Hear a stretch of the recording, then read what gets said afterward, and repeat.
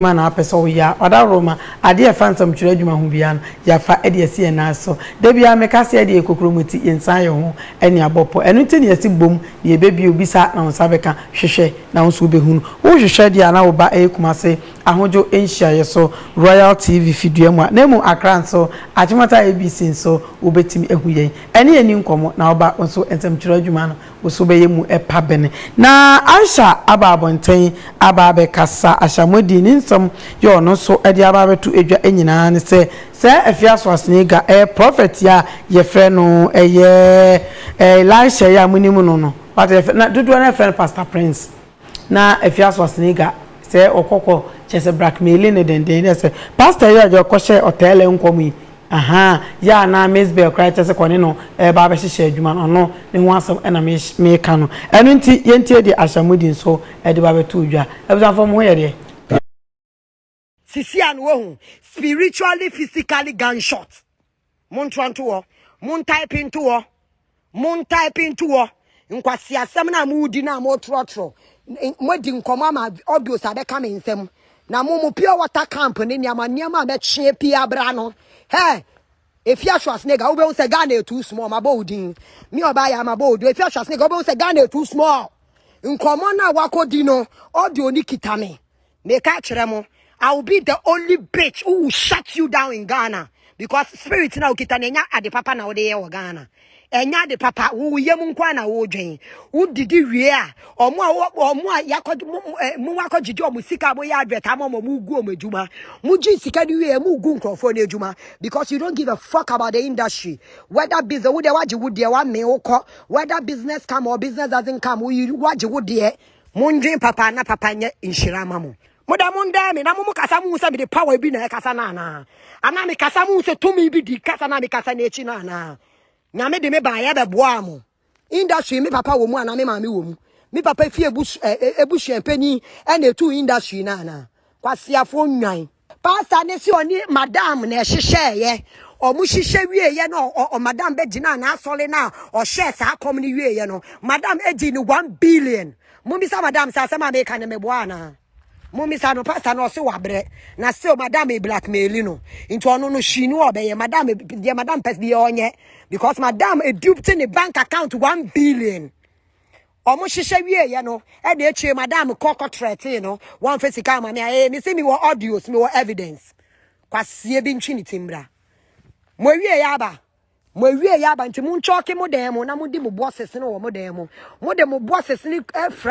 afro street na be over mo. And call the spade a spade. If your Schwarzenegger is not bigger than Ghana, if your Schwarzenegger cannot control Ghana, it's a bullshit. A common I don't know. In Crawford, what do you do? In Crawford, what job sika or Ghana? Ghana industry, in Crawford, blackmail you. Ghana industry now who say muno. Man can't tell where we yaba. Either says sister, I'll be one side, no chalky one side because who no. At yes in Crawford, 20 so industry anymore. The moment I'll bet you will pay finish show. Share. Baby, I was so do Tiako Jano. Boshum na wo na wo se ye se wa be life say wo no di uti akɔhye bibia se baby I wo di uti kɔhye no di tumi na ne me kasa sa me no won kasa na me nto wo ne no ɔno no boss a tumi no into tumi na ye powerless aren eni pa ba ko oba president hey oba na we hey I just say you are the most powerful woman in Ghana na me feel makoboa me ho maba pure water company no me pesre nyame mpaebo me de pure water company hye nyame nsam me bo nyame so mpaye se pure water company be koyi ama o because we last na waba no pastor na uko duty no audio na aba me ho pastor ne se wabre waje no 1 billion wabre nti after pastor ne se wo pa twin life na fa be si weni na gu nanimu ase ode wo bi anu nyina na ehyehyɛ ye Pastor Prince mpacho bra out na be ka che me se me boa wa ma ofia Schwarzenegger 1 billion efia Schwarzenegger duty 1 billion Pastor Prince me mpacho bra out na be ka che me se me boa na me ntwe evidence impie wo hyehyɛ sa nkom no se ne ba pena 90 na den pana ne cry business pena ne cry business yakoji akwa na de ni stress ka me kra mama bi me wa evidence because if me Fidelity Bank na call ye and I audio a sika de chi ba ye nyina so audio na kita me e da so wo mi phone so nti mundi nkwase asam mo bomra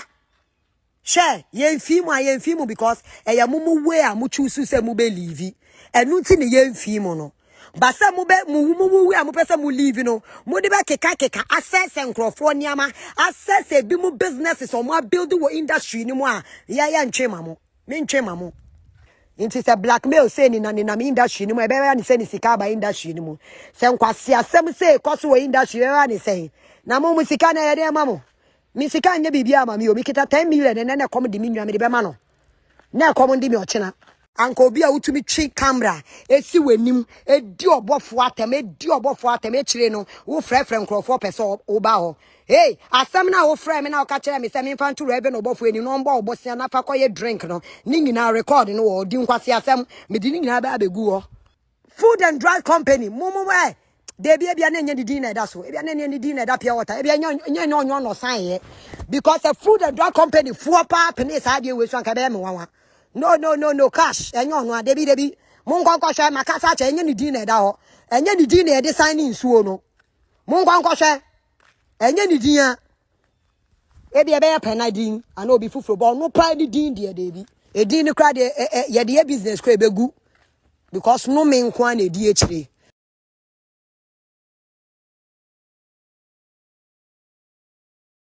na abisafo we de mo hu ni akoso twan kuma fefe tuntum se yo kokwa mrango be ma na basanke to asa apema pesi we hu no ai fefe se di odi betu asem matamfo nyame me de minisu bayo yo ba de ma mi anu bende o so farmer wato yeah we tu mi kono boja dura da bono mu kra na o e san sa basane nso so no sa ne be we na ya bi ni yire poma o hwe mi funna no asere na nyame asiesie na me se me dana se o to ho na emi da bi na ne jeme ho pa ya bi ni ana basane kra so no kra nye anya ma be mfa ne se we nya hina ni aso se bra o se mpa se dia ko tie duro wo ne ba to sesa o so ma we ba de ma mi anu ye gba asem ne so ma be mpa ne bu ba bi o ampa ne se asiko no makasa ye da e ne toto aprempon ba nso o ya akwent ba bi o timi akasa na se so hunu nsa wo hora wani be ni didie we sa foma ni yakọ yen na mponsa ye wani yo Billy Mr. Pia wani yiri bi no mu pufu pa ba sa no ba Rebecca onu so UK Pia fa bare mu baby en bare so de ketra ma be de esra mu kwa de nchiri mpo ka ho aso kan ni ye kan ni de o yes ana ese anu boko e ma ba to o yes avanda no fata sute pufu pa we se jina pufu pa o na no ma se sha me na na o kasa yi muzi ne dire ne sai ashamudi ye da na ase wase industry no ne papa wo o se papa nim papa so pa ma so enyi na no mo de na ye mu so wo na go bi a se bio munya mo mfama no na wo se ne sika wo mu de nka ma ne be ne wonya na so ka wo ka nyina o kama afia so asnega ye keka funu no ne keka madampan blackmail is blackmail no o ye ma sa blackmail ye nche mu twi sen ase ohun obi anya o sinto bi no de jiusika nya sa wa nya me se ya me do sinto no ba ohun sa krofo ni nya sa ne ma no ne di gubi adwuma so ka ne nyina o ye di gubi adwuma sa sofo Elisha no onu so no firi nyame to anya afia so asnega na kwahyehyɛ ho firi nyame a na obi nkwahyehyɛ ho wa hono na wa mokoye ese yam koye ese wi akire no no sa be so oduam mesre ina mbanu so ina mbanu hwe sa blackmail no egu amanfo nyuma kyene mena na kan ye no pepa nipa ni monyam shi nipa sika bredi pass ye nya sa suba na nyi suba papa oh na o ma ye sa blackmail no so mo nsem no o ye me ka se ba bonje o se de mena na yi ba o se obi ntwiniti ibe hu de beba ye se dodo na wo ho me sem na afia so asnega me sran be bi obi o ti aso ya me ma so mo ma so da ne ngo fansem bi ama me no so wa no o de beka o ma so sa blackmail na anya hwe no ya tini sem bebre no akoye se sa blackmail na me ka ho asem mo nyai na sinto obi a wo sinto ye hu obi sinto ani di gina ho ni ye bre na se ye di se de nyuma ye ni adai wani ni sinto abrabo obi a wo sinto na so bi nya wo sinto wi no de gu ani ma se wo de fra wa busua no de ye wo se me na na kasa pa adwuma na industry no wo mu no ebi adwuma hwo industry ya managu enne wo sese no madi ababa wo se sa industry no hwe ni yi a ebeboa Ghana mama nchiri ba nya bia ye enso man ka say wo me kura mpenda so ni ye wo bu so me say papa wo mana no be say ne sika wa be kam no kure o ka kan so e se buyi anya wimle bo ba ba te be ka so ne sika bo brafo nyumuto obo nyumuto fo ne bebre enso man nyina ye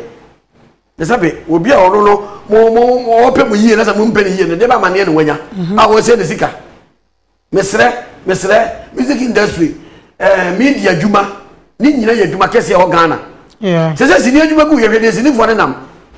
hwede sini fo ne nam o ma ji akom no mu nu ya nu me se nya sabi o mesra meka nya man kwa na nya me amana ne so ade hunu no to twe no ho se sa go bia me fo mu be sha ke be kwa ye kwa ke ni ma bia so ne nam emele bi na wunu no ti ade o woni mi so okra ka sa me o de o support etu ekusi bon o de ka o na me nko back bia ne ma go emele bi na wunu no so hunu enti wi asa bra ba so wa hunu ne wo wa hunu ba bia wo fra hunu ba bia wo kwada wo bi o ti adwuma ma me ne mfa me gu sa no de gu na san kan wa nchiri man so enti no se na wo mo tuna jeje mu music industry ne wo tuna jeje mu no me sra mu mani na ho se ni dwuma egu ye na ni ni pa bi ni zubiri ya o hwu hu wo me sra de me na na kana ba o mo mfa ma me nko me na na so so wo se wo ka blackmail wo tu ni pafo so wo nyai ni na wo di atam ba ba sia wo se kwase ya ba sia wo se kwase nto ba wa ba ma na Aisha Mudi oposi ka ni nyina ma hu obi a oba bi a wo se so wo sika ensu kunu abo no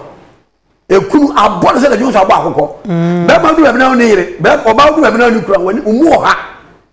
yese be ma baba brande se ye fro oba papa bi a oba ni chidom ala ga se oba papa bi be ware na se e ye fro be ma papa bi mo ma na mo tene tene ma wa ware yem ma na mo tene ma kukukugu a wo je be me bi abra bo okoso na ye oba bi obo ni chidom na kufu ado abraba ya to jeje mu a manfo se man ni nko yie no nesa ne irada so man ni nko yie be kan fo yire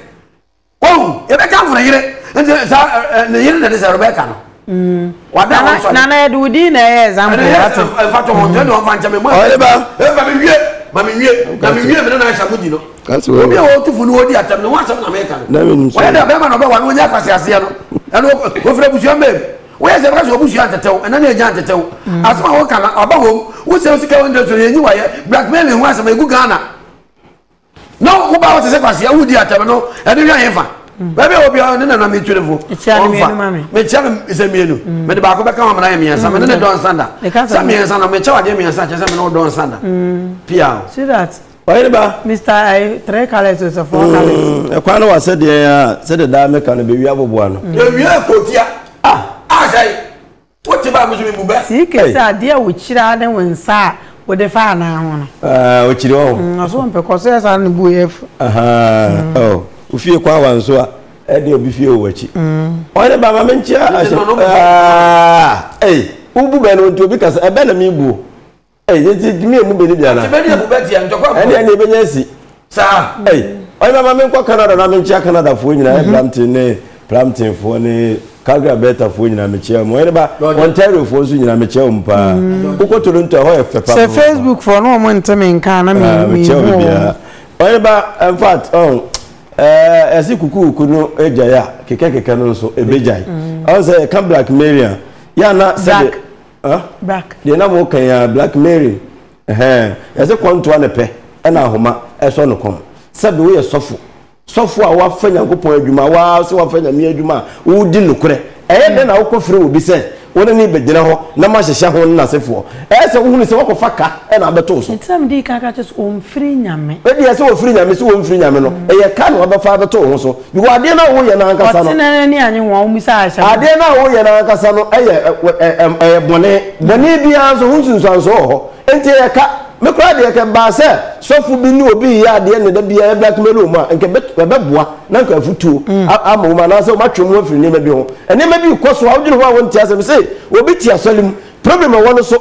tese ye nsomo da bia ye sofu manfo de so nsomo da da bia ho na eba sa ne ma no asofu no bi ntwa so o munya ne sebe empeduasa eni bia ba adai edi na ekoso a enti sofo wa fa Bible wa ko fo obi abegina sori dem me se 1 billion ni sa afia nyire na ha no nyire se be 6 billion na wo hunu se ati na ni so afa no wabre wonya mere de tosi mienu amenkwa afia so mesre afia eni de kwa so saa nema me yese nema enfiri nyame bia no so de no ko hyemu a se de tie bia no ho nsem beba Ghana fo nche saa nema no nso hwe enye se obi asole ya no ko blackmail obi o eye bibi na koka papa ansa na agigrede adentina amanfo ka me wodu dada o man fa ama na no mde ba edu temini ye bibi a 77 producer yemfa adwene nto ho enye bibi a ne ye Bible say ye wo nema nyina ho kwan nanso enye ni nyina na fata ye oto enye ni nyina na fata ye ukasa enemy bewi enemy sika entimi ntwe ka entimi nyese e ba sa nkura nketenkete na e ba no e de no munsu emfirim ene pepra ma enu se chia ne na no pe so me chia pepra ma enu mesre ne die kwa so na ashamundi no mesre no enye ofitin ya na odi ne sika be hye se pa agro ene so antwene na ne gi agro no ho ene odi sika ba be hye mu ne sika odi be hye mu no menyi ni se no open back because open back is kaka kraka no be hye mu no e be ni so benya no back eye na gi agro no ho enti se odi aba be hye mu a susu tutu yetiri ho susu tutu yetiri wo ton ena manje ena kwasi asem ena mdi sika be hye mu me papa na wo ba na wo hu se wo papa wo wodi sika ni be hye mu no wo hu se wo papa wo edu tambia mo ma sebe hiafo kra no ye wo kire mo na de watimi asa aka ma yitese wobi bo wobi kakra bia wobi tutu ni tiri wo saa me ba me nwie wo kasa me be ma na engineer ye be tutu ni tiri wo saa ama de be sie nya sie wi hwe ade wi a ekoso Ghana no me sere Ghana fo obi amfa bibi mfrim sa woni wobi nam na se mo na mo ko ba ade bi e frɛ no boni bia no me sere wo ye very careful de na eyo se woni ni mienu ye anipa ye se na we ye odofo kire beda na otamfo oda na otamfo nso a ka hunu se saa nyema ni nyina amokoye ye no se wo na se wo gira ade no mutintima ya ebe pia bontene ama ho kire ba ye ntwe ho mfiri ho na wiase nso obi ye papa me sere Ghana fo no mo na ebonia yefo mo no adodo na me se sini adwuma na ye kura sini adwuma obi di ni sika be hyem no ese wonya ni sika ye boa na mani nya ni sika no ya to na jeje mu okay na wu twama no na say so enti na me di sia na me sere se bonia ye de enye ye ntwe ho mfiri okay na de me kan say ye nipa ye didi ye no